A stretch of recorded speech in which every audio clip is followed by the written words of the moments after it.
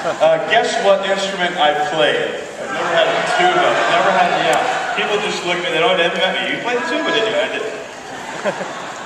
But we had this band that was like really a big deal at my high school, and the band hall was a pretty sizable room.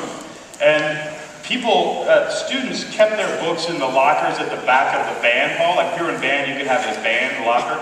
And so every morning I would get dropped off at like 7 a.m. because my mom had to go to work, and I would sit in the band hall for an hour and sometimes do homework. And kids would come in and they'd walk across the back of the band hall, maybe 50 yards to their locker, right?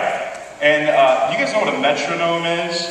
Like the thing that makes a beat before hip hop. It was the thing that, like a little machine.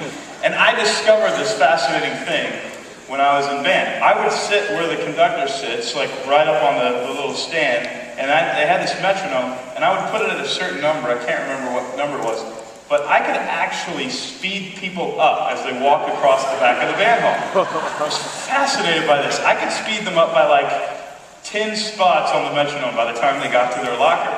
And they would just sort of subconsciously walk across the room, and then I would remote control them, slowing them down and speeding them up.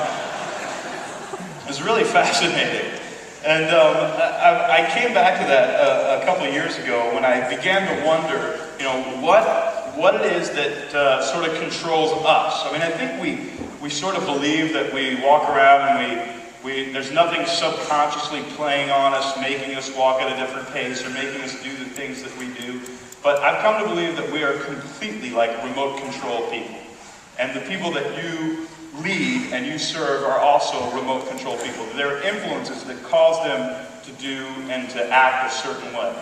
And in my opinion, the dominant influence, the metronome by which people are controlled, if you will, to take that analogy, is narrative. That people become the character they play in the story that they believe. People become the character they play in the story that they believe.